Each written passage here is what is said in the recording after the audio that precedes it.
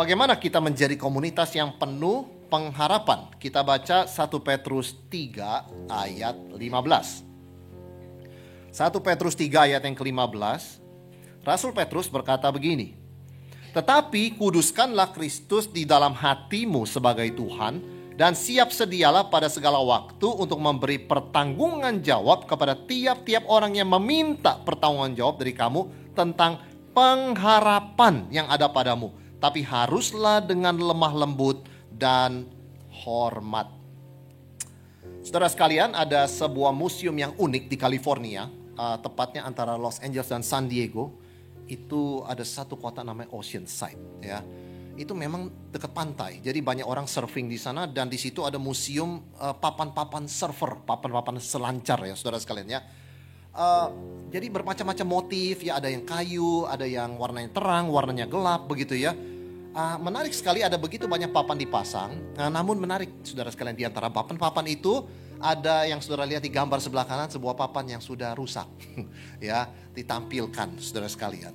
Saya mau tanya, coba saudara-saudara pasti imajinasinya jalan, ya. Kira-kira apa yang menyebabkan bentuknya kayak begitu? Kira-kira apa saudara sekalian? Apakah ketabrak batu? Mungkin nggak pecahan seperti itu ketabrak batu? Wah, batunya simetris amat begitu ya, melingkar. Kira-kira kenapa tuh saudara sekalian bisa begitu? Apa yang menyebabkan bisa begitu tuh somplak ya? Digigit ikan. Wah, banyak nonton selancar nih, guys. Hebat sekali bisa menebak ya. Betul sekali saudara sekalian. Ada kisah di baliknya. Ya, itu sampai dimuseumkan. Yaitu kisahnya tahun 2003 ada seorang remaja putri usia 13 tahun waktu itu berselancar di Hawaii. Sementara dia berselancar surfing, ada seekor ikan hiu menyerang, menggigit ya dia, kena tangan kirinya dan papannya saudara sekalian. Itu hiu kuat sekali, dia gigit itu papan pecah dan tangannya. Ya, entah posisinya bagaimana ya. Saudara, singkat cerita remaja itu selamat tapi kehilangan tangan kirinya seumur hidup. Dia menjadi seorang wanita, seorang pemudi yang cacat seumur hidupnya, tidak ada tangan kiri. Namanya Bethany Hamilton. Tetapi yang menarik dari kasus ini adalah kasus Bethany agak sedikit berbeda. Anak ini di rumah sakit senyum terus. Lihat aja itu foto diambil. Ya, itu barusan sadar dari bius ya saudara sekalian ya. Jadi kenapa dia itu bersukacita terus begitu ya. Dan ketika orang bertanya pada dia, apa sih rahasianya kamu bisa sampai seperti itu? Saudara, jawaban dia adalah karena saya percaya pada Yesus Kristus. Luar biasa ya. Ini kesaksian dia. Sampai dibuat filmnya ya, Soul Surfer. Peselancar jiwa, Soul Surfer. Saudara, banyak orang menjadi Kristen karena kesaksian Bethany. Ya. Dan itu mulai dengan satu pertanyaan. Kamu menjadi cacat seumur hidup, kok kamu tetap bersukacita? Kamu sebagai orang muda, masa depanmu sudah terpengaruh dengan hilang satu tangan. Mengapa kamu masih percaya pada Tuhan? Banyak anak seumur kamu sudah gak percaya sama Tuhan. Biar gak cacat pun gak percaya, apalagi kamu. Begitu kan? Nah, orang bertanya saudara sekalian, kenapa kamu tetap berpengharapan? Nah, itu penting ya. Karena dunia ini sebetulnya punya banyak pertanyaan. Mengapa kita masih ikut Tuhan Yesus? Sementara banyak orang generasi muda meninggalkan gereja, meninggalkan Tuhan. Banyak orang tidak lagi murni percaya kepada Tuhan Yesus. Mengapa masih ada orang yang percaya kepada Injil? Itu pertanyaan saudara sekalian ya. Tetapi Bethany memberikan jawaban yang sangat indah. Jadi dia mengatakan, saya tidak perlu hidup yang mudah. I don't need easy, I need possible. Saya tidak perlu hidup yang mudah, tapi yang penting adalah ada Tuhan yang memampukan saya sehingga selalu ada kemungkinan. Saudara, ini jawaban dia. Pengharapan Kristen bukanlah hidup yang tanpa halangan ya. Pengharapan Kristen bukanlah hidup yang tanpa tantangan, tanpa sakit penyakit begitu ya. Hidup yang selalu lancar, tidak. Pengharapan Kristen justru tumbuh di tengah-tengah kesulitan hidup. Dan itulah bagaimana seorang Kristen bisa bercahaya di tengah dunia yang tidak ada pengharapan ini. Saudara sekalian, dikatakan oleh dia bahwa saya sadar hidup memang bisa sulit. Tetapi tantangan besar sekalipun dapat diatasi dengan iman kepada Tuhan. Ya, itu sebabnya seorang yang bernama Bethany ini selalu siap memberikan jawab sebagai seorang Kristen. Saudara, jawaban dia bukan dari teori ya. Oh begini loh pengharapan saya. Tapi dari kesaksian hidup yang nyata. Jadi ini yang dimaksud dengan menjadi seorang Kristen yang berpengharapan, ya, dan memberikan pengharapan kepada orang lain. Dan banyak orang menjadi Kristen, banyak orang menjadi percaya karena kesaksiannya. Saudara, saya yakin kita semua juga ada alasan mengapa kita tetap mengikuti Tuhan Yesus dan mengapa kita tetap berpengharapan. Dan itu yang kita harus siapkan, saudara sekalian, untuk memberikan jawab. Jadi pertanyaannya, bagaimana kita sebagai orang Kristen menjadi seorang yang berpengharapan, ya, bisa menjelaskan mengapa kita berpengharapan dan menjadi komunitas yang penuh dengan pengharapan. Bagaimana bisa demikian? Saudara, yang pertama, menjadi orang Kristen dan komunitas yang penuh pengharapan, kita harus hidup dengan integritas. Petrus mengatakan, tetapi kuduskanlah Kristus di dalam hatimu sebagai Tuhan. Saudara, kenapa kalimat ini penting? Dan kenapa Rasul Petrus mengatakan kuduskan Kristus sebagai Tuhan? Karena banyak orang hanya menganggap Yesus juru selamat. Ya, saya tahu juru selamat ya. Kalau kita berdosa, kita minta ampun, Tuhan Yesus mengampuni. Nah, itu juru selamat, begitu kan? Sama seperti kalau kita sakit, kita ke dokter, kita minta obat, begitu kan? Tetapi kemudian dokter itu tidak mengatur gaya hidup kita kan? Kita hidup sesuai dengan kemauan kita masing-masing. Nah, orang banyak menganggap Yesus hanya tabib, begitu ya. Kalau kita ada masalah rohani, kita ada masalah dosa, kita datang kepada Dia, Dia adalah juru selamat menghapuskan dosa kita. Tetapi untuk day to day, dari Senin sampai Sabtu, itu urusan saya. Rasul Petrus mengatakan, terimalah, kuduskanlah Kristus sebagai Tuhan. Bukan hanya yang menghapus dosamu, tetapi who tells you what to do every single day. Ya, dokter nggak akan tells us what to do every single day, saudara sekalian ya. Dokter hanya memberikan kita obat ketika kita sakit. Nah, Yesus Kristus lebih dari sekedar juru selamat. Alkitab mengatakan Dia adalah Tuhan, yaitu bukan hanya Dia menghapuskan dosa kita, tapi Dia kasih kita instruksi bagaimana hidup bebas dari dosa. Begini caranya hidup. Nah, saudara sekalian, itu sebabnya kalau kita hanya memperlakukan Yesus sebagai juru selamat, maka kita tidak komplit. Kita hanya setengah. Ya, itu namanya tidak berintegritas, tidak utuh. Ya, integritas itu utuh artinya. Nah, kita harus hidup sesuai dengan apa yang Alkitab katakan, yaitu Yesus adalah Tuhan. Jadi bukan hanya dosa kita, pelanggaran kita diampuni, tetapi ada pengharapan kita hidupnya lebih baik dari dulu. Ya, itu artinya kita mengikuti Tuhan Yesus. Dan ini maksudnya Petrus, terimalah Kristus secara utuh sebagai Tuhan dan Juru Selamat. Kita tidak bisa membelah Tuhan Yesus mengatakan, kalau Tuhan Yesus, saya suka Juru Selamatnya. Kalau Tuhannya nanti dulu, sebab saya ada banyak program dan sebagainya. Saudara sekalian, Yesus adalah Tuhan kita dan Juru Selamat kita. Menguduskan Yesus sebagai Tuhan berarti memberikan ruang khusus bagi Dia. Sebagai Tuhan yang mengatur hidup kita, sehingga kita tegak lurus ikut Tuhan Yesus. Nah, ini namanya integritas ya, tegak lurus. Perkataan dan perbuatan itu selaras. Integrity, saudara sekalian ya. Kalau kita lihat ada orang yang perkataan dan perbuatannya tegak lurus, wah, kita pasti penuh pengharapan. Coba aja kita punya pemimpin misalnya ya, pemimpin negara. Apa yang dia janjikan di kampanye, dia lakukan. Wah, saya yakin masa depan negara bagus. Kenapa? Ada future, ada hope. Kenapa? Mulutnya menjanjikan waktu kampanye dengan praktek setelah terpilih sama. Beda-beda tipis tapi dia berusaha begitu ya. Itu pasti menciptakan optimisme. Semua dunia bisa optimis soal Indonesia. Ya, investor optimis, rakyat optimis, yang paling miskin pun optimis. Semua. Pengharapan itu simple, saudara sekalian ya. Perkataan sama perbuatan diluruskan. Itu bikin pengharapan. Suami yang janji sama istrinya, aku akan belikan kamu sesuatu ya setelah gajiannya. Kalau dia tepati, pasti istrinya jadi pengharapan. Ya, tetapi sebaliknya kalau dia tidak tepati, pasti istrinya patah pengharapan. Dia mah janji sudah 1000, satu pun gak ada yang tepati. Saudara sekalian, ketika ada orang tua berjanji, nah nanti weekend papa mama ajak kamu makan di restoran kesukaan kamu. Ya, gak jadi. Wah, papa mama maaf nih ada janji mendadak ya. Nggak jadi. Saudara, pertama-tama anaknya pengharapan. Kita dapat janji pengharapan. Lama-lama setelah berkali-kali nggak jadi. Ketika papa mamanya ngomong, nah minggu ini, akhir minggu ini, pasti kita makan di restoran kesukaan kamu. Saudara, anaknya ngomong, ya udahlah, janji tinggal janji ya. Jadi nggak ada pengharapan lagi. Kenapa? Antara yang dijanjikan dan dilaksanakan beda. Supaya kita menjadi orang Kristen yang memberikan pengharapan dan menikmati pengharapan dan menjadi komunitas yang berpengharapan, perkataan kita dan perbuatan kita mesti selaras. Ketika orang bisa mendapati kita bisa dipercaya, maka di situ mereka mendapat pengharapan, saudara sekalian. Jadi integritas itu adalah hal kecil yang kita bisa lakukan untuk menyalakan pengharapan di hati orang lain. Ya. Dan bukan hanya itu, saudara sekalian, ketika kita tidak ada integritas, mungkin perkataan dan perbuatan kita tidak selaras, kita mematahkan semangat orang lain. Saudara, ada banyak orang misalnya ya, ketika kampanye politik itu sudah gak tertarik nonton. Kenapa? Percuma. Dia janji apa waktu kampanye, waktu udah kepilih dia lupa semuanya. Jadi banyak orang jadi putus asa soal politik. Begitu kan ya? Itu sebabnya kita sebagai orang Kristen untuk menghadirkan pengharapan, jadi komunitas yang penuh pengharapan, kita mesti menjaga integritas.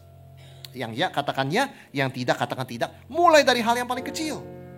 Saudara, ada seorang belanja di supermarket. Dan kasirnya mungkin karena terlalu capek, pada waktu mengembalikan kembalian itu kelebihan 10.000 ya.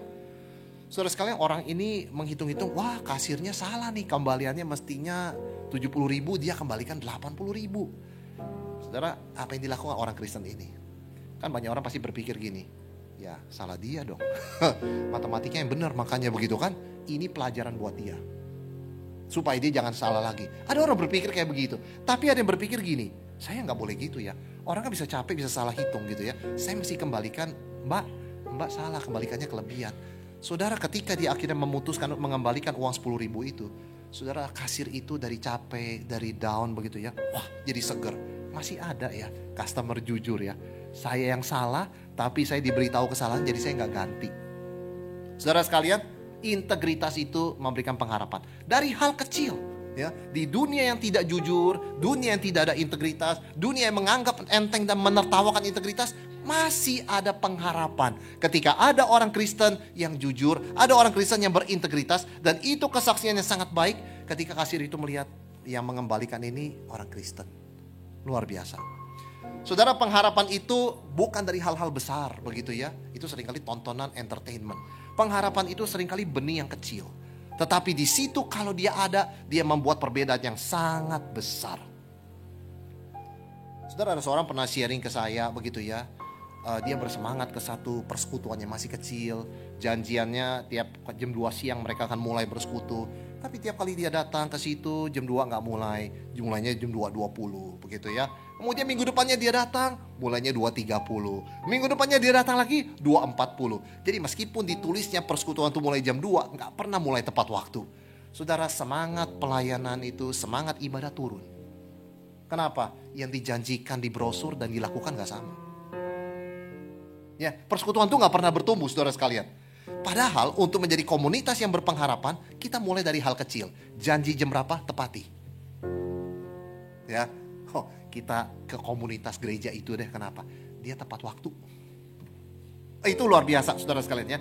Jadi itu hal kecil, bagaimana kita memberikan pengharapan, menimbulkan pengharapan. Bagaimana persekutuan itu bisa menjadi komunitas yang berpengharapan. Saudara, kalau kita berusaha menjaga integritas, yang dikatakan, yang dilakukan itu selaras, maka itu sudah cukup menyalakan pengharapan. Saudara, kita hidup di dunia yang sangat kurang integritas ya. Dan kalau kita menjadi orang Kristen yang jujur dan berintegritas, itu make a big difference. Kita membuat perbedaan yang sangat besar. Menimbulkan secercah pengharapan. Mulai dari hal kecil, dari soal waktu, soal uang kecil, ya, dari soal menepati janji biasa-biasa, bukan janji yang besar-besar. Itu sangat penting sekali. Maka jaga integritas Bapak Ibu, kuduskan Yesus sebagai Tuhan. Ya. Jadi betul-betul biarlah utuh kita menerima Yesus sebagai Tuhan Juru Selamat, sehingga perkataan perbuatan kita juga utuh selaras. Ini adalah sumbu pengharapan. Masih ada orang jujur. Yang kedua, saudara sekalian, bagaimana kita menjadi komunitas yang menyatakan pengharapan? Ketika kita mengalami kemenangan bersama Kristus.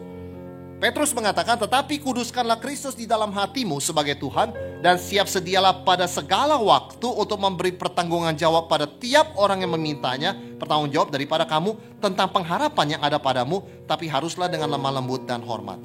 Saudara, kita bertanggung jawab kepada Tuhan, tetapi dunia juga minta kita bertanggung jawab. Ya, perhatikan ini saudara sekalian, yang minta pertanggungjawaban dari kita nomor satu Tuhan.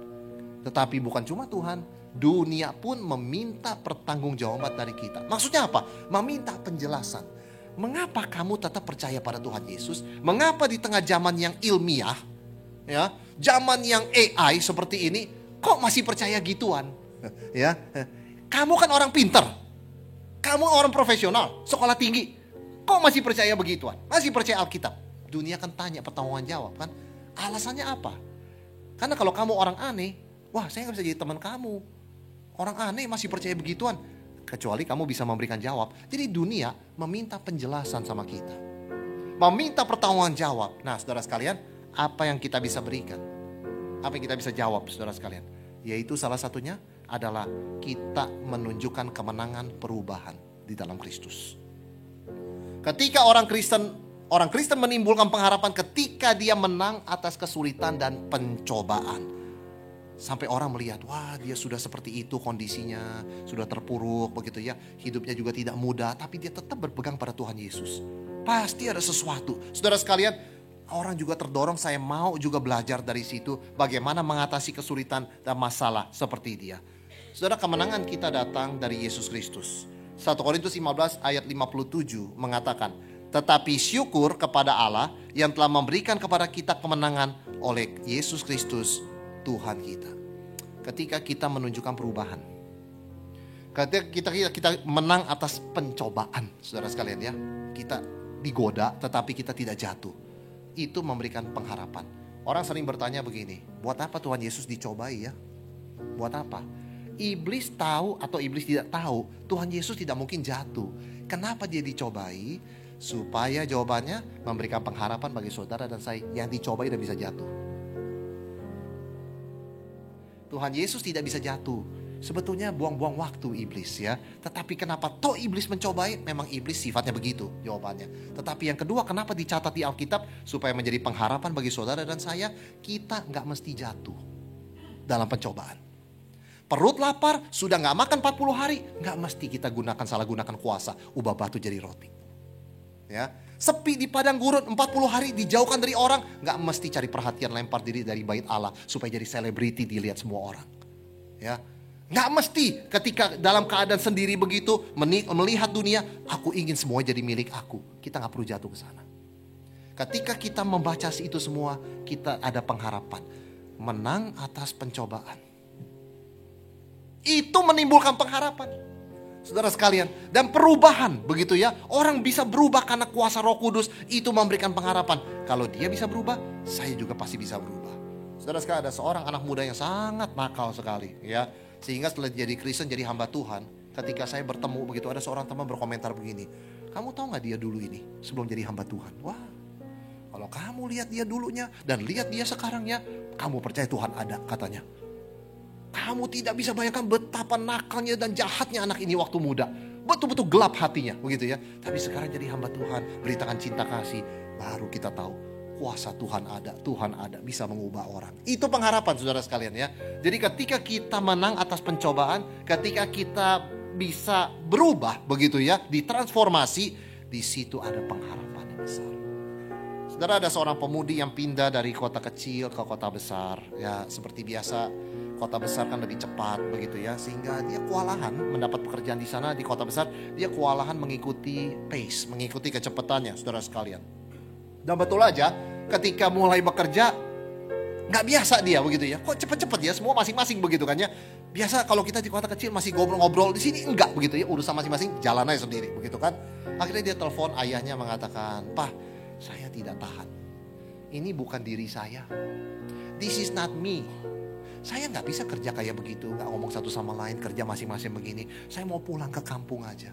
Gak bisa dia saudara sekalian. Karena dia merasa itu bukan identitasnya. Saya anak kota kecil, gak bisa di sini. Tapi ayahnya dengan bijaksana mengatakan, "Nak, sebetulnya penyesuaian perubahan itu bisa. Cuma kamu mulai dari hal kecil." Ya, papanya dengan bijaksana mengatakan, "Coba begini. Waktu kamu bersama papa di sini, cara kamu ngatur jadwal gimana?" Dia bilang, "Semuanya di sini jadwal." Dia ingat semua, Senin ngapain, Selasa ngapain, Rabu ngapain. Nah, Di kota besar dengan begitu banyak kegiatan, kamu kan gak bisa mengadakan memori kan. Coba dipakai itu sistem kalender. Catat jam berapa ketemu siapa, ngobrol sama siapa. Oh iya deh, saya coba begitu ya. Saudara, dia mulai lakukan perubahan kecil begitu ya. Setelah jalan sebulan, dia bilang, kok saya gak merasa ketinggalan seperti sebulan sebelumnya ya. Wah, luar biasa saudara. Dia sendiri berpengharapan karena ternyata saya bisa berubah. Dari hal kecil. Dengan tidak mengandalkan memori saya buat catat semua kegiatan, tapi belajar catat di HP saya. Hari Senin jam 8 saya mesti selesaikan ini deadline. Ya, hari Selasa saya ada rapat. Ya, hari Rabu janji ketemu teman setelah pulang kerja. Saudara, semuanya dicatat sehingga dia bisa mengikuti. Dan akhirnya dia tidak lagi telepon kepada papanya bilang mau pulang ke kampung halaman. Saudara, ketika atasan mengumpulkan para staf begitu ya, atasan mulai bertanya, dari mana lulusannya? Wah, dari kota besar. Oh ya, luar biasa. Ketika sampai ke dia ditanya, kamu lulusan dari mana? Lulusan kota kecil. Loh, dia lihat performance-nya, kok kota kecil sama kota besar sama? Ini pasti punya potensi berubah luar biasa nih orang. Ini dia. Atasannya jeli saudara sekalian. Ini punya potensi beradaptasi, berubah. Ini nih. Maka selesai semua dipanggil, selesai semua keluar, dia panggil orang ini saudara sekalian. Saya mau tahu latar belakang kamu seperti apa. Kok bisa performanya sama dengan teman-teman dari universitas besar? Ini kan background kamu dari kota kecil. Maka saudara sekalian, pemimpin perusahaan, atasan itu mengatakan, kamu punya kemampuan bertransformasi. Dari orang yang biasanya lambat semua ngandalin ini, kamu menyesuaikan diri, kamu bisa perform sama. Kamu punya pengharapan dan saya punya harapan untuk masa depan kamu di perusahaan ini. Saudara, dari mana hope itu muncul? Ketika ada change. Ya, ketika ada perubahan, itu menciptakan pengharapan. Bisa saudara sekalian. Ketika orang mengatakan, oh ini diri saya, Pak, saya anak kota kecil. Nggak bisa saya, this is not me.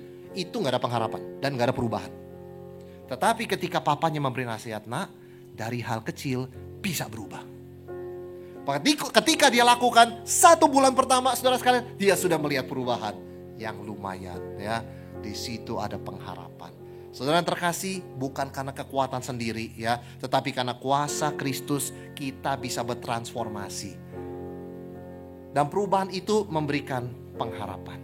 Saudara, keselamatan itu apa? Keselamatan itu adalah perubahan yang luar biasa yang hanya Tuhan bisa lakukan. Itu mujizat. Zakheus. Saudara, Zakheus adalah kepala pemungut cukai, lebih tinggi dari Matius, seorang pemungut cukai. Ya, jadi kepala semua pemungut cukai adalah Zakheus. Yang paling tidak mungkin bertobat dia. Udah gak mungkin bertobat punya, begitu ya. Matius masih mungkin, Zakheus impossible. Orang bilang, kenapa? Dia sudah di atas, menikmati sistem pemungutan cukai yang tidak fair ini. Tetapi Tuhan Yesus datang ke rumahnya, saudara sekalian ya. Dia mengundangnya, kemudian Tuhan Yesus datang ke rumahnya dan dia berjanji, setengah dari hartaku udah bertobat ya, setengah dari hartaku untuk orang miskin yang pernah kurugikan kuganti 4 kali lipat. Saudara, Yesus berkata apa? Keselamatan telah tiba pada rumah ini. Orang ini sungguh anak Abraham. Semua langsung mengamini kata-kata Yesus. Kenapa? Betul-betul orang bisa berubah, itu anugerah dan kuasa Tuhan. Dan semua ada pengharapan. Yang hadir di situ mengatakan, Zakheus, orang seperti itu bisa berubah, kita juga bisa.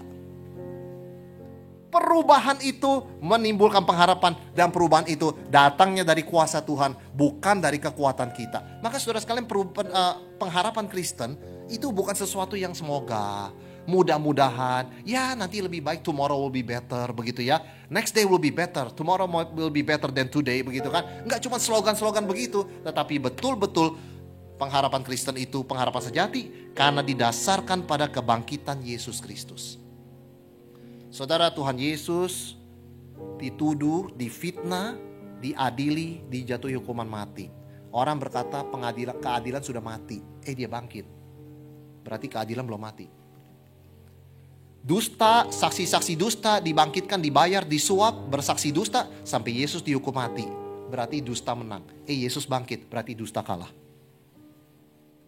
Kegelapan merajalela, konspirasi semua ahli-ahli agama membuat Yesus akhirnya dijatuhi hukuman mati secara tidak adil. Saudara sekalian, Yesus bangkit. Berarti terang itu bercahaya, gelap kalah. Kemudian maut, orang berkata semua orang ujung-ujungnya mati kok. Yesus bangkit, maut pun dikalahkan. Karena itu pengharapan Kristen gak pernah mati.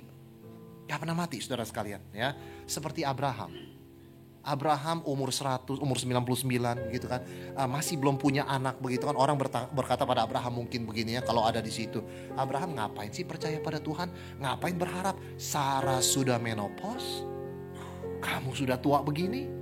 Ya, dan janji Tuhan belum digenapi, sudahlah give up begitu ya. Saudara, Roma 4 Paulus mengatakan apa? Abraham tetap berharap meskipun gak ada alasan berharap. Karena dia tahu Allah sanggup membangkitkan orang mati. Luar biasa ya. Saudara, seringkali kita mendapati situasi kita, keluarga kita, orang-orang yang kita kasihi, gak ada harapan. Saya udah tahu orang ini gak akan berubah, situasi gak akan berubah. Meskipun seperti itu, orang Kristen harus terus berharap karena Yesus sudah bangkit. Seperti Abraham, we hope against all hopes. Meskipun gak ada alasan kita berharap, kenapa orang Kristen berharap? Karena Yesus sudah bangkit, aku terus berharap. Pengharapanmu gak masuk akal, gak realistis. Kenapa? Sudah berpuluh-puluh tahun kamu berharap gak ada perubahan. Even so, saya akan terus berharap karena Yesus Kristus sudah bangkit. Itu kuatnya pengharapan Kristen melampaui hidup ini, melampaui situasi. Abraham 99 tahun, Sarah 90 tahun. Mau berharap apa saudara sekalian? Biologis gak ada, ekonomi gak ada, mereka belum punya tanah. Tapi imannya, kata-kata firman Tuhan, imannya luar biasa kepada janji Tuhan sehingga dia hope against all hopes. Ya, udah gak ada harapan lagi melahirkan. Gak ada harapan punya anak. Gak ada harapan masa depan. Gak ada harapan keturunanmu seperti pasir di laut, bintang di langit. Satu aja gak ada. Bagaimana bintang di langit, pasir di laut? Against all hopes, Abraham hopes. Itu pengharapan Kristen. Kenapa? Bukan kita berimajinasi, berhalusinasi, tapi karena Yesus bangkit dari antara orang mati. Ya, yang orang bilang kebohongan itu menang, kegelapan menang, kebencian menang, semua kalah. Maut menang, kalah semua. Dengan Yesus bangkit, saudara sekalian, maut dikalahkan, dosa dikalahkan, dusta dipatahkan, kegelapan dilenyapkan. Itu pengharapan Kristen ya. Dan di dalam dunia ini kita menghadirkan pengharapan karena kita adalah orang-orang yang percaya kepada kebangkitan Yesus Kristus dan disatukan dengan kematian dan kebangkitannya. Berikutnya saudara sekalian, bagaimana kita menjadi komunitas yang berpengharapan? Tetap melayani. Dikatakan oleh Rasul Petrus kalau memberi jawab, menjelaskan pada orang tentang pengharapan, lakukan itu harus dengan lemah lembut dan hormat. Kenapa saudara sekalian dengan lemah lembut dan hormat? Karena itulah jiwa pelayan. Jiwa pelayan itu adalah lemah lembut dan hormat. Saudara perhatikan kalau kita naik pesawat ya, itu orang-orang yang melayani sebagai pramugari, pelayan begitu kan ya. Pasti dia tanya, mau kopi atau teh gitu kan. Tanya gitu kan, lemah lembut kan. Ada yang tanya gini, kopi apa teh? Kan gak ada yang tanya kayak gitu, betul saudara sekalian ya. Pasti tanyanya dengan lemah lembut dan hormat. Ya kan, ada dua makanan ya, mau sapi apa ikan. Betul saudara sekalian? Ada gak pramugari yang nadanya begini, kamu jangan pilih-pilih, saya pilih mau kamu sapi begitu ya. Ini penuh nih soalnya sapinya ya, belakang sudah ambil ikan semua. Pasti gak ada ya. Namanya melayani pasti lemah lembut dan hormat begitu kan. Apalagi penumpang punya banyak keinginan begitu kan. Belum lama saya terbang, saya mendengar saudara sekalian ada seorang dari luar negeri ya, naik pesawat di Indonesia begitu kan. Kemudian makanannya apa? Makanannya ayam dan sapi. Oh enggak, kami minta yang gak pakai daging, ada gak katanya. Wah, pramugari bilang maaf gak ada karena kamu mesti pesan dulu sebelum naik pesawat begitu. Oh ya, kami gak makan kalau begitu. Pramugari bilang oke ya, oke begitu baik ya. Coba kalau orang begitu kan, oh kami gak makan, ya gak apa-apa, gak mau makan ya udah begitu kan. Kan gak ada orang ngomong gitu, dia harus jaga, betul saudara sekalian ya. Dia harus jaga baik-baik begitu ya. Jadi dia melayani. Lemah lembut dan hormat itu adalah nada dan sikap seorang pelayan. Kita bukan orang yang memerintah atas orang lain ya. Kita bukan seorang yang berkuasa atas orang lain. Kita tidak kasar karena kita tidak mau mematahkan semangat dan pengharapan orang. Saudara bayangkan ada seorang anak mau les piano misalnya begitu, ngomong, "Pak, Ma, saya mau les piano." Udah dah, kamu tiap hari main game kerjanya, gak ada bakat kamu ya. Mau dibeliin piano yang grand paling mahal sekalipun gak ada gunanya kamu belajar. Anaknya semangatnya patah kan, betul saudara sekalian ya. Wah, ini orang tua kurang lemah lembut nih juga nih ya terhadap anak. Sebaliknya ada juga anak ya, ada orang tua Nak, ini ajarin mama dong gimana ya, buka WA, nonton YouTube gitu. Ma, percuma, generasi jadul, nggak ada guna. Saya ajarin hari ini, besok juga lupa. Udah mah nggak usah lah, nonton aja TV itu siaran tuh ya. Pakai, nanti saya beliin antena. Saudara, kan anak seperti itu nggak ada respect, betul nggak ya? Ya kan? Anak seperti itu kalau ada, ya saya yakin nggak ada di sini ya. Tapi kalau ada anak seperti itu nggak ada respect. Kenapa? Nggak ada hati melayani dua-duanya. Dua-duanya itu nggak ada hati melayani. Yang namanya seorang pelayan itu adalah melayani dengan lemah lembut dan dengan hormat. Dengan itu menimbulkan pengharapan. Sebaliknya kalau orang tidak ada hati melayani, ya, dia tidak ada kelemah lembutan, tidak ada respect, begitu ya, itu mematahkan semangat. Anak yang tadi mau belajar patah semangat. Ibu yang sudah dapat HP, uang tabungannya dibeliin HP paling bagus, diketawain anaknya. Ma, itu HP kepinteran buat mama. Harus beli HP yang lebih sedikit, gak pinter kayak begitu. iPhone 16 mama. Janganlah mama bukan tipe iPhone. Ya ada anak begitu loh saudara sekalian ya. Kasih saya katanya gitu kan. Itu tipe saya katanya ya. Mama merek lain aja yang ABCD ya. Saudara ada yang seperti itu. Itu kan mematahkan semangat. Tapi kalau orang punya hati pelayan kan lain ya. Seperti orang tua misalnya. Mama saya mau belajar piano begitu kan. Nak, kita dukung ya. Apalagi kamu kurangi waktu main game, pasti kamu bisa belajar piano. Itu kan memberikan pengharapan. Nanti papa mama spend waktu carikan piano yang bagus, carikan guru yang baik ya, sebagai pelayan begitu ya. Demikian pula anak, ma, nanti saya pulang kerja saya ajarin. Mama pasti bisa, setiap hari saya ajarin dikit-dikit. Pasti bisa. Itu memberikan pengharapan. Hati seorang pelayan. Saudara, melayani Tuhan itu adalah memberikan semangat dan pengharapan pada orang lain. Jangan sampai disebut melayani Tuhan tapi malah mematahkan semangat.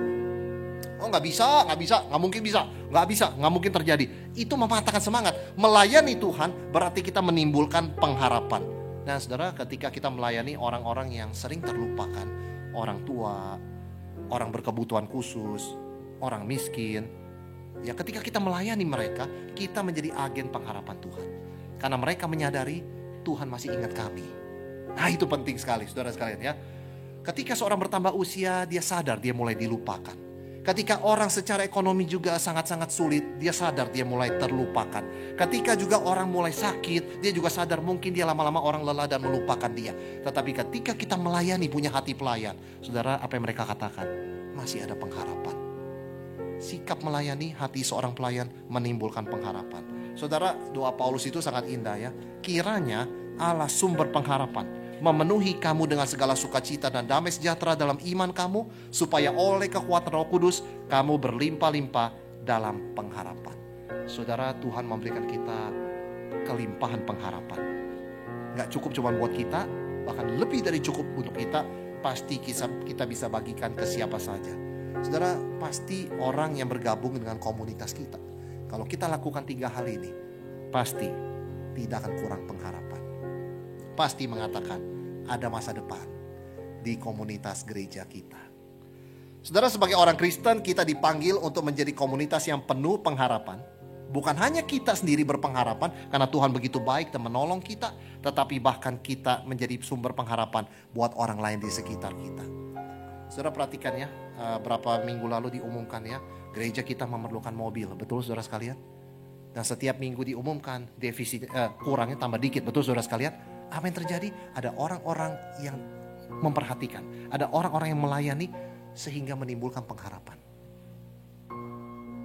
Ya, setiap minggu diumumkan pasti lebih sedikit, ya. Pasti lebih sedikit karena ada orang yang melayani. Jadi orang yang punya hati melayani, memberi waktu, memberi tenaga, memberi harta, itu menimbulkan pengharapan. Karena itu saudara sekalian, mari kita melakukan bagian kita untuk menjadi komunitas yang penuh dengan pengharapan. Jadi ingat 3 hal ini. Saudara, kita renungkan, coba ya. Bagaimana perkataan dan perbuatan kita. Kalau itu selaras, maka kita mengatakan ada pengharapan. Ada pengharapan. Satu negara, kalau pemimpinnya janji apa, laksanakannya apa, rakyatnya pasti optimis. Saya yakin gereja GKI Kelapa Gading akan menjadi komunitas yang penuh pengharapan ketika kita semua mengatakan apa dan melakukan apa. Saya yakin orang-orang yang datang ke gereja kita boleh sungguh merasakan ada api pengharapan itu, saudara sekalian. Yang kedua, kemenangan. Sungguh-sungguh kita, apapun usia kita, apapun profesi kita, apapun kondisi kita, bisa bertransformasi, bisa berubah. Kalau Yesus dari mati bisa bangkit, maka kita yang berpegang pada kebangkitan Yesus pasti bisa bertransformasi, bisa berubah. Ya, karena itu ketika orang melihat ada perubahan, maka orang mengatakan kalau dia bisa berubah, pasti saya bisa. Saudara, itu sebabnya kita melihat kisah Zakheus. Kita bisa melihat orang seperti John Newton, dulu pedagang budak, sampai bisa bertobat, menulis Amazing Grace. Itu kisah-kisah yang mengingatkan kita masih ada pengharapan. Sesulit apapun, seberat apapun pergumulan kita bisa bertransformasi, bisa berubah. Yang berikutnya, jangan lupa punya hati seorang pelayan. Petrus katakan dengan lemah lembut dan hormat. Artinya kita selalu sikapnya melayani. Melayani dengan kasih, dengan lemah lembut dan hormat. Saudara, kita menjaga semangat dan memberikan support sehingga ada pengharapan dalam hati mereka. Ketiga hal ini sangat penting sehingga disebut apa? Counter cultural, melawan budaya. Saudara, budaya dunia ini kan terbalik semua ya. Gak peduli apa yang kamu ngomong, yang penting perbuat yang kamu mau. Kan begitu ya, ngomong jualan, ini pelakukan begitu kan. Nah, dunia seperti itu, kita hadirkan integritas. Yang saya ngomong, persis yang saya lakukan. Kalau saya gak lakukan, saya gak akan ngomong. Dan kalau saya ngomong, pasti saya lakukan. Itulah kita. Itu pengharapan ya. Yang kedua, kemenangan. Saudara, dunia mengatakan manusia gitu-gitu aja sukanya ya, pasti kebutuhannya, keinginan daging itu aja. Kita mengatakan tidak. Di dalam Kristus kita bisa lebih tinggi dari itu. Bisa berubah, bisa bertumbuh, bisa bertransformasi. Itu kemenangan. Dan kita bisa mengatasi masalah dan tanpa meninggalkan Tuhan Yesus. Dan yang ketiga, di tengah dunia yang berlomba-lomba, dilayani. Apa itu keberhasilan karir? Ketika kamu dilayani, gak usah buka pintu, orang bukain pintu buat kamu. Kita mengatakan, kita adalah selamanya pelayan Tuhan. Kita buka pintu buat orang lain. Dunia ada pengharapan. Karena saudara dan saya ditaruh oleh Tuhan sebagai komunitas di GKY Kelapa Gading di sini. Dengan 3 hal ini yang kita lakukan, yang kita komitmen bersama-sama. Maka saudara saya yakin di situ ada pengharapan dengan keselamatan, pertobatan dan hidup yang kekal. Ada pengharapan bagi dunia yang gelap ini. Maka saudara sekalian, dalam si movement kita selalu mengakhirinya dengan apa? Dengan latihan rohani. Latihan rohani kita sangat simpel saudara sekalian ya. Bagaimana menjadi komunitas yang penuh pengharapan? Yang pertama, berdoa. Berdoa apa? Berdoa, Tuhan, saya yakin ada orang di sekitar saya yang butuh pengharapan. Nah, ini dia ya. Kita berdoa, Tuhan, kirimkan orang itu kepada saya. Dan kirim saya kepada orang itu. Siapa dia yang membutuhkan support, yang membutuhkan pengharapan, yang sedang putus asa, yang sedang lemah. Kirimkan. Yang pertama, saudara sekalian ya, kita berdoa demikian. Yang kedua, setelah Tuhan kirimkan orang tersebut, saya yakin kita akan ketemu, bangun relasi dengan orang tersebut. Ya, perhatikan momen kesempatan, bicara dengan mereka, dengarkan ada pergumulan apa mereka, begitu ya. Kondisi mereka seperti apa. Kalau kita berada dalam posisi mereka bagaimana? Coba bangun relasi dan empati di situ. Dan ketiga, ketika suasana sudah memungkinkan saudara sekalian, bagikan pengharapan. Apa artinya bagikan pengharapan? Situasi mereka segelap apapun, sesulit apapun, kita selalu menghubungkannya dengan rencana Tuhan. Nah, itu pengharapan ya. Kalau kita hanya ada di satu ruangan tempurung yang sangat gelap, itu sangat hopeless. Tapi ketika ada pipa yang mengkoneksikan dengan terang Tuhan, rencana Tuhan yang besar, ada hope.